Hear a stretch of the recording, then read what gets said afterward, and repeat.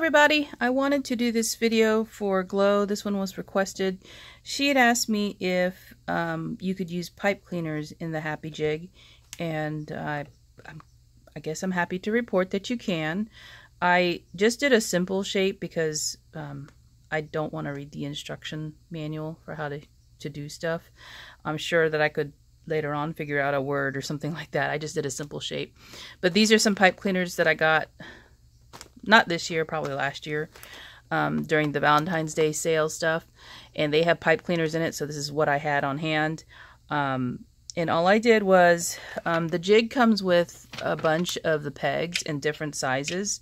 So I decided to do a prim shaped harp for this. And so I just chose my shape here and counted the pegs so that they're equidistant, and then made sure that there was a place for, what do you call it? The center part. And yeah, that's how I did it. And then because I wanted to just basically make this as simple as possible, I took the pipe cleaner, and I guess you would just have to make sure your pipe cleaner is long enough to fit the jig shape. That's the only thing I think, Glow, you're going to run into, is where if you're making a word, you're going to have to join the letters or somehow. Know that that's what you need to do, you know, in advance. So all I'm going to do, I did it the other way around the first time, which is to start with the midpoint at the V shape here.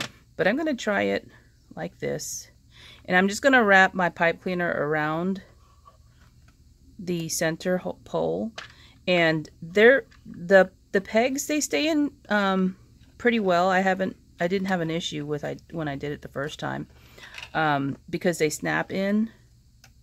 And so you can see down here at the bottom is where there's just a little bit of pipe cleaner left to join the shape, you know, so it's one continuous shape.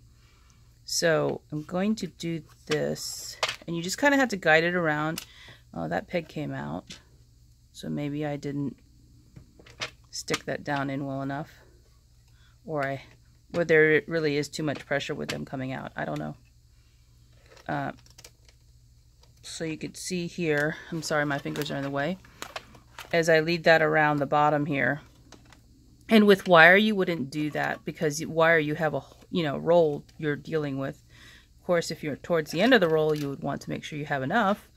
But there's the shape, and then you just basically pry it out. And what I'm going to do is, because the shape isn't joined,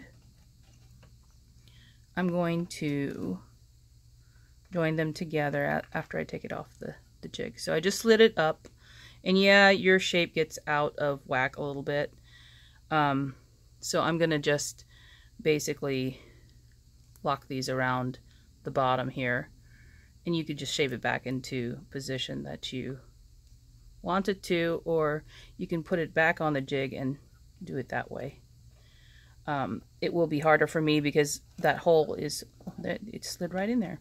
That hole is, you know, there, and there's my shape. And so I guess the answer is yes, that it does work with pipe cleaner. However, you would want to make sure you have enough of the material and know you can join the shapes or word that you create together. I think my first one turned out better, because it's actually closer to the shape of a prim heart than the second one.